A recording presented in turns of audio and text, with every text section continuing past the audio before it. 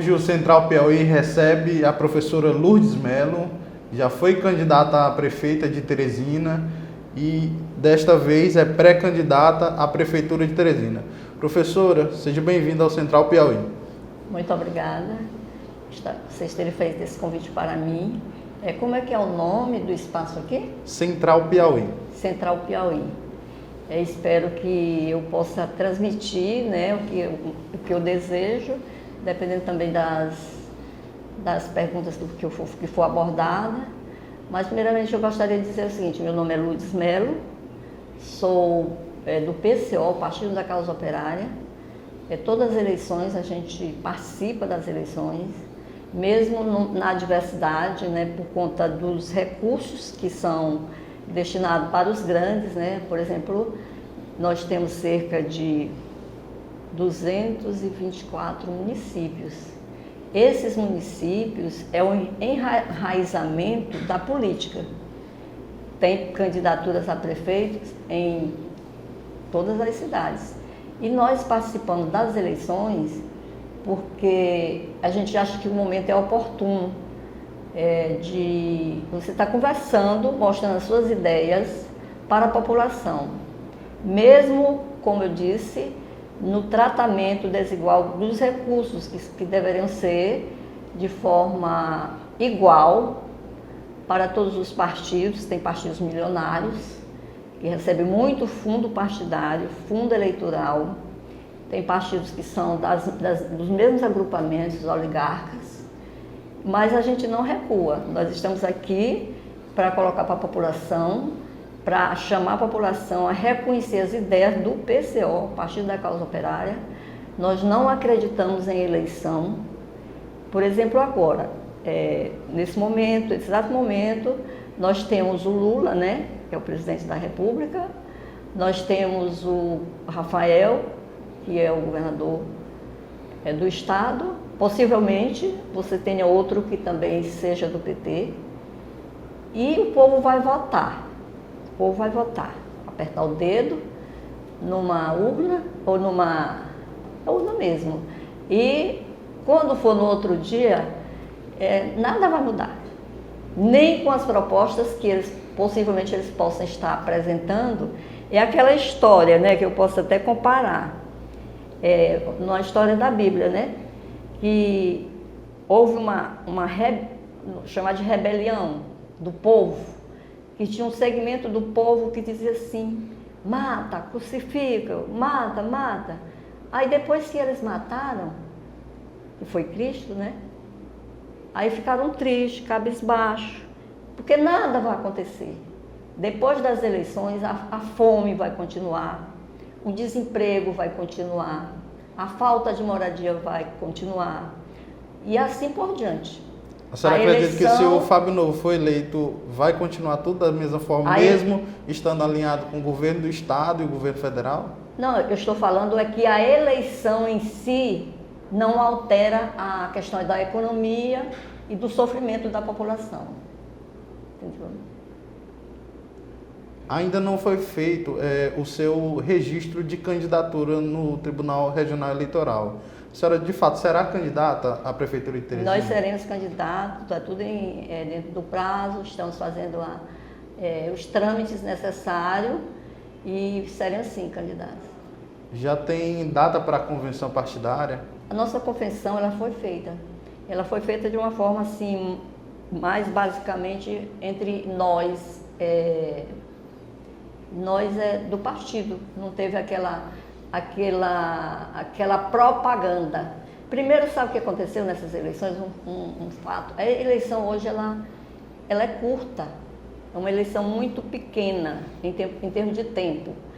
É um mês e meio. E o que foi que os partidos que têm trânsito, que têm influência nos meios de comunicação, foi o que eles fizeram? Eles usaram da palavra pré-candidato. E com isso eles fizeram campanha, eles estavam fazendo campanha. Nessa mesma situação, eu também era pré-candidata, porque eu nunca disse que não era candidata. Mas ninguém nunca me deu espaço para que eu falasse nessas emissoras todas que tem aqui em Teresina. Eles já fizeram uma pré-campanha. E só agora que nós já tivemos nada também em TV, né? Mas já participamos de alguns podcasts, né? E assim, a coisa tudo é montada para quem está à frente, para quem tem dinheiro para comprar voto, para quem tem dinheiro, espaço nas TVs. E a oligarquia também tira proveito disso, porque eles já são conhecidos há muito tempo. Entendeu? Professor, existe compra de voto no Piauí, em Teresina? Ah, isso tem, não há de negar, ninguém pode negar. Tem até teve um ano aí que parece que baixou a cota de um voto. Eu moro num bairro, né, que parece que diminuiu a quantidade de urnas, mas eles ficavam, era uma quadra, tinha assim uns colégios, cada colégio tinha urnas, e os cabos eleitoral ficava com um dinheirozinho nas esquinas, abordando as pessoas e comprando voto. As pessoas vendiam voto. Agora, provar isso é que é o difícil, porque todos vão negar. Mas tinha uma cotação, era R$50 um voto. Aí uns dizem assim, eu já recebi dinheiro de fulano de tal, recebi de fulano de tal, mas eu vou escolher o meu.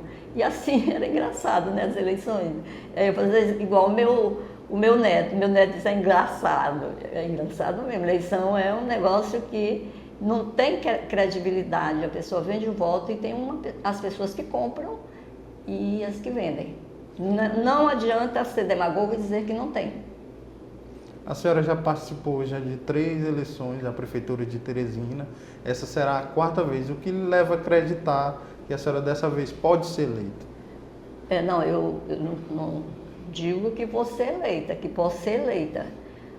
Eu digo que eu aproveito deste momento que todos estão falando sobre política e agora mesmo que o negócio vai esquentar mais, porque vai ter as chamadas nas TVs e a televisão, ela tem um leque maior, de comunicação. E as pessoas vão estar falando sobre política e nós do PCO, do Partido da Causa Operária, não podemos ficar de fora. Nós vamos continuar colocando os nossos nomes e dizer que a eleição não muda a vida, o que muda a vida é a luta. Nós professores, eu sou professora aposentada e sou professora da ativa. O nosso salário, ele é tão pequeno que os professores se desdobram para trabalhar aqui, trabalhar por lá, para ver se dá para sobreviver. Fora isso também, os professores começam a se qualificar, a fazer mestrado, a fazer doutorado, e a diferença é tão pouca. E comparando com outros profissionais de nível superior, o piso do professor é sempre bem menor do que os outros, não é generalizado, de outros que têm um piso que nunca aceitaria receber 4 mil de salário, como piso. Que é mais ou menos assim o salário do professor. Professora, a senhora já disse inúmeras vezes que empresários são sugadores, né? Se a senhora for eleita, qual é que vai ser a sua forma de diálogo com esses empresários para poder assim atrair recursos, fomentar a economia para que tenha uma geração de emprego na cidade de Teresina? Assim, olha, os recursos arrecadados, digamos que o banco, a caixa que é colocado o dinheiro, caixa preta, chamando de caixa preta, né? Mas o caixa que é depositado o dinheiro, eles são destinados para vários setores. Primeiro, os trabalhadores eles pagam impostos, né? E esse imposto que deveria ser empregado todo de volta para a população, para a educação é muito pouco, a saúde também é pouco também, por isso é que o povo fica passando mal nas filas e morrendo nas filas dos hospitais. A escola pública também recebe muito pouco. E depois também tem a moradia, tem um déficit habitacional para a moradia.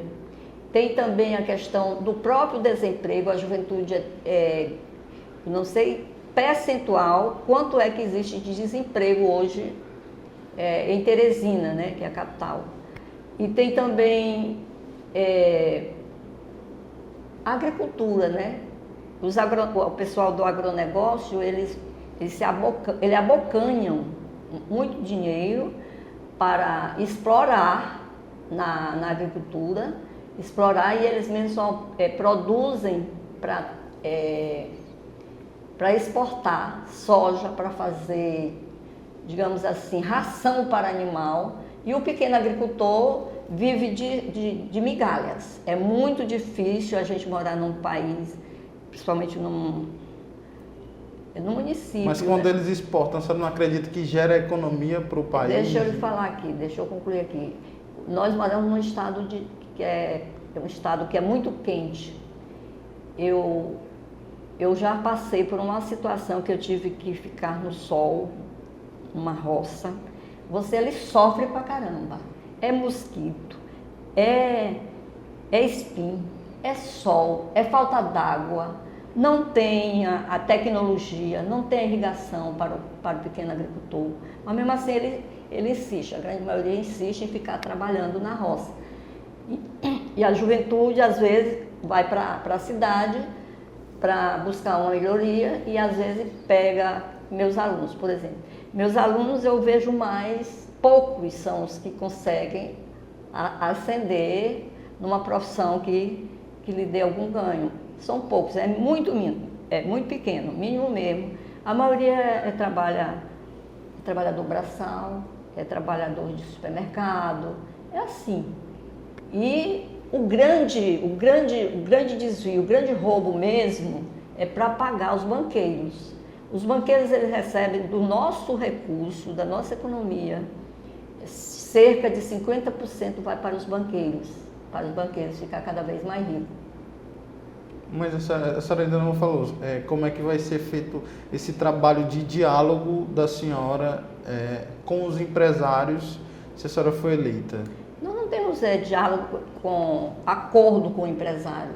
O empresário, ele faz sugar cada vez mais rico, ele nunca se satisfaz. Então nós vamos chamar os trabalhadores a lutar, a fazer greve e ser tratado assim, de forma com tratamento do trabalhador com o patrão é de interesse oposto, é de inimigo.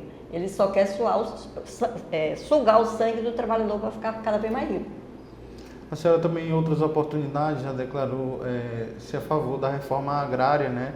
E assim invadir terras e dar terras àquelas pessoas que precisam, né? Construir uma casa e etc. Se a senhora for eleita, a senhora também pretende fazer essa invasão dessas terras de empresários ou de pessoas que têm terras aqui em Teresina? Olha, nós já vivemos um momento melhor em termos de luta. Naquela época que eu comecei, eu tenho um privilégio, sabe? Me sinto privilegiada de conhecer a realidade. Ainda está contando essa mesma realidade, porque nós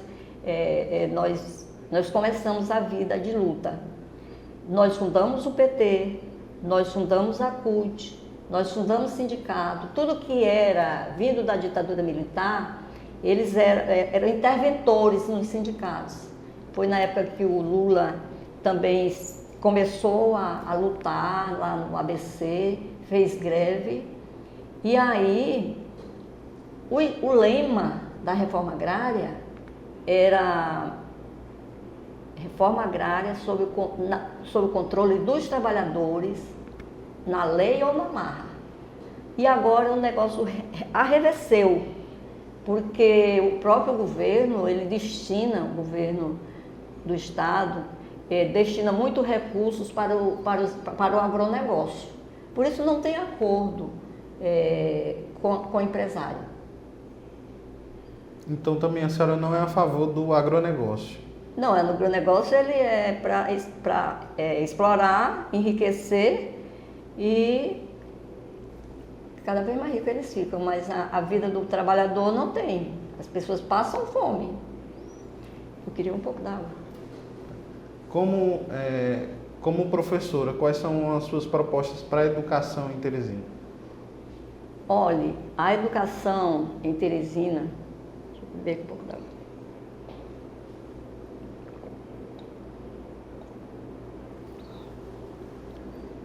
As escolas em Teresina, elas são deficitárias, porque assim, não existe unidade o alho e o óleo não se misturam. Surgiram muitas escolas particulares e os pais se iludiram, formou esforço em pagar, e faculdades também, em pagar colégio, naquele objetivo de ter o melhor para os seus filhos. Mas a escola, ela é diferenciada. Na escola que eu sempre trabalhei, eu trabalhava lá, a escola Pedro Pacheco, bairro Bela Vista. Lá eram 20 salas de aula, funcionando os 3 turnos. Hoje só funciona um turno. Mas a juventude não quer nada, a juventude quer sim. A juventude quer uma escola boa, a juventude quer uma escola que seja atrativa, que ela possa ter laboratório de informática, laboratório de ciência, que ela tenha quadra coberta, que ela tenha bons professores qualificados, e assim que a gente quer uma escola boa. E não ter ilusão de que fazer aquele sacrifício de pagar uma escola cara para que seu filho possa. Isso pode até acontecer, as exceções, mas o que nós queremos é uma escola igualitária, uma escola pública e de qualidade para todos. A senhora acredita também que esse modelo de ensino atual que funciona nas escolas públicas, eles realmente funcionam ou tem que ser reformulado? Não, a escola, ela tem bons professores. Os professores, eles são dedicados, eles se preparam, eles estudam. Nas escolas hoje quase não existe professor que não tem um curso superior. A escola em si, ela é uma escola boa na dedicação dos professores, no preparo dos professores. Se falta o suporte, como eu terminei de falar, dos laboratórios, de outra... isso é que precisa melhorar muito. Mas a escola, nós não podemos negar de que a escola pública, ela tem uma condição de preparar o aluno. Mas é um crivo, ela termina... Sabe o que acontece? A escola termina num crivo. Tem um crivo, tem uma barreira que ela é assim, tipo um funil. Muitos alunos se matriculam nas primeiras séries, estudam, aí eles por motivo ou outro vão deixando, os pais se mudam, ou tem problema de dificuldade de deslocamento, ou tem problema de dificuldade em casa mesmo, aí eles vão abandonando, chama-se a evasão. E o grande problema é o vestibular, que a gente chamava antes, agora é o Enem. O que é o Enem? O Enem é um crivo para uma parte dos alunos, somente uma parte pequena passe para fazer o curso superior, e os demais se desestimula porque não passou e fica sem estudar. É como se ele não soubesse de nada. Eles assumem para si que eu não passei porque os outros eram melhor que eu, e não é assim. A capacidade, a intelectualidade de uma escola, ela é sempre muito igualitária. Agora, os filhos de rico, não. Os filhos de rico passam, tem escola aí que todo mundo passa no Enem, entendeu? E na escola pública não é assim. Quando passa 10, 15 alunos de uma escola pública, que tenha, digamos, 1000 alunos, mas é uma festa, com razão, os professores se animam, os alunos se animam, fulano de tal se dedicou, estudou, mas tem que passar era todos. Todos têm que ter o direito de fazer um curso superior. E a deficiência não é do estudante que não quis estudar, é toda uma condição da educação. Mas para poder entrar no vestibular você tem que ter um crivo maior, justamente. Estudar mais, você procurar estudar mais em casa, estudar mais na escola, né? E assim, se você tirar uma nota boa, você vai e passa em todas as matérias e assim sucessivamente, né? Mas você está subestimando o segmento ou não. Todos têm capacidade de estudar, se assim tiver uma motivação. Eles têm capacidade de estudar e de chegar, de fazer o curso, assim queira, né? Se ele quiser estudar, ele consegue passar. O problema é que os estudantes, ora, eu moro, sempre dou exemplo, é bom a gente exemplificar. Eu moro no bairro Bela Vista, lá na ponta da Zona Sul, e os alunos, às vezes uma família que tem 5 filhos, ou mais ou menos, ele tem que ter o dinheiro do ônibus, ele tem que ter... Esse menino, ele vai para a UFP. Quando ele chega lá, ele vê aqueles de melhor condição, tomando lanche, eles não têm nada. Aí depois vem o problema da necessidade de trabalhar. Aí tem a evasão. Por quê? Que eu vou culpar o aluno por não ter estudado? Não. São as condições que levaram ele a desistir. Muitas vezes também essa parte da evasão escolar, né, que a senhora fala, às vezes acontece por uma gravidez durante a juventude, de uma menina, né? Às vezes a juventude conhece muito a questão das drogas quando estão naquele período realmente ali entre os 14 e 18 anos, né? Conhece esse algo negativo, né? Digamos assim, que são as drogas. Eu queria saber da senhora, se a senhora é a favor ou é contra as drogas? Não, primeiro assim, que os meninos as meninas, às vezes elas usam drogas. Mas existe, sabe, a própria TV, a própria mídia, ela faz uma propaganda de que quem não bebe é careta, é não sei o quê, que beber é ruim. Estou falando da bebida mesmo, do álcool. Mas isso não deveria ser feito essa propaganda para que o menino... Eu sou professora de educação física. Aí a gente faz um torneio e aí o menino diz, professora, o que nós vamos ganhar? Eu disse, um troféu, uma medalha. Não, professora, a gente não quer medalha não, nós queremos uma caixa com uma grade de gelada. Então, porque já está na cabeça do aluno que dá status aquele que vai sentar numa mesa para beber, né? Nada que queira beber, que beba, porque de fato a questão da droga em si, que são várias, né? A gente nós defendemos a legalidade das drogas. Então a senhora defende a legalização da maconha? Das drogas. Das drogas. De uma forma geral. Porque a senhora defende a legalização das drogas de uma forma geral? Porque, veja bem, o que leva à violência não é o consumo, é o tráfico. O tráfico é que faz Mas o tráfico existe pelo consumo, professor. O tráfico eles fazem com que envolve até os estudantes, os jovens, para ser o vetor para passar essa ideia. Mas por outro lado, a gente tem que dizer que a droga faz mal. Ela faz mal para o físico, faz mal para o social, faz mal para o mental. Explicar isso para a juventude que não deve se usar droga. A senhora já usou drogas? Eu não bebo nem cerveja, sabe por quê? Amarga, rapaz. Ou coisa que amarga. Eu não gosto de jeito nenhum. Professora, uma outra coisa. Eu queria que a senhora fizesse, já chegando um pouco ao fim, né, da nossa entrevista, resumisse um pouco do seu projeto para Teresina. Olha, Teresina, eu acho Teresina tão bom, assim, uma cidade plana, uma cidade que a gente se relaciona muito bem com o público de Teresina. Mas para Teresina, se a gente for ao pé da letra, ver o que a Teresina precisa, ela precisa de boas escolas, ela precisa de bons hospitais, porque a Teresina virou um mercado de atendimento à saúde, sabe?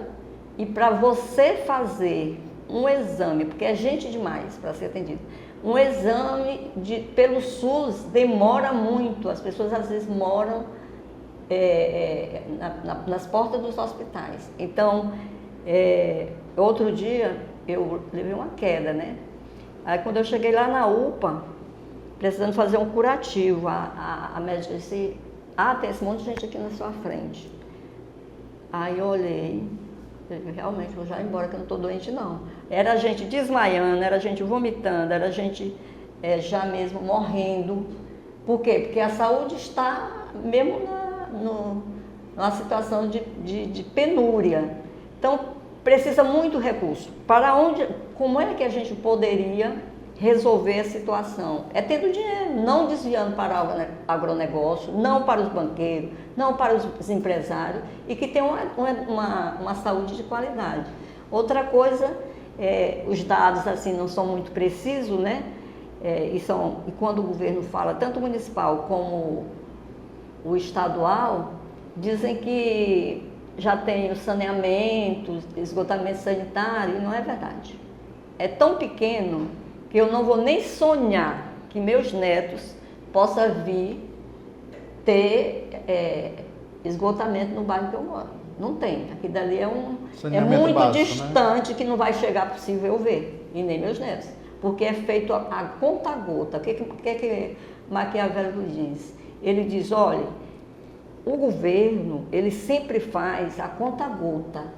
Porque se ele fizer tudo, aí ele vai ter uma situação de que não tem mais o que prometer, enganar. Por isso é que eles são perversos. Eles desviam, eles podem fazer mais, porque o recurso tem. A senhora acredita que o governo engana as pessoas? Você não acha, não? Eu não sei, quem tem que dizer mas você deveria saber, porque não tem, é porque de algum lugar o dinheiro foi destinado, mas não para o benefício da população. Voltando só a um capítulo que eu lembrei aqui, eu acredito que no começo do governo Rafael Fonteles, a senhora foi nomeada para um cargo, só que a senhora não aceitou ficar nesse cargo porque dizia que não iria fazer parte deste governo. Por que a senhora renunciou a esse cargo? Não é assim. E o que aconteceu de fato?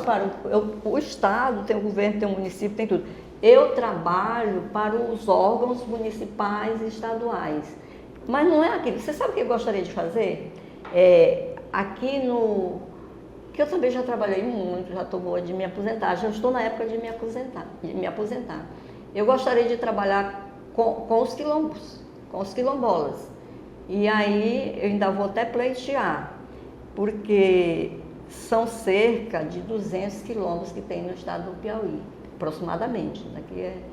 E eu gostaria muito de trabalhar nos quilombos. Eu acho que isso ia me envaidecer e me dar prazer de como a gente fazer para que os negros dos quilombos pudessem ter a terra, a posse da terra, pudessem ter a tecnologia para plantar, para poder também ter a colheita e moradias também. Porque se você for ver, eu praticamente só vejo o povo fazer propaganda do quilombo lá aqui da cidade, como é o nome? Lá já virou um local de turismo, Amarante. Mas são mais de 200 quilombos, sabe? Gostaria muito de trabalhar, até mesmo se eu ficar aposentada, como já estou no tempo, de trabalhar, me colocar um pouco do meu tempo para trabalhar com os quilombos.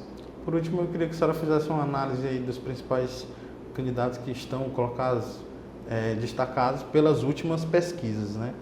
Eu vou falar o nome de cada um deles e a senhora pode falar o que bem entender. Começando pelo atual prefeito, Dr. Pessoa.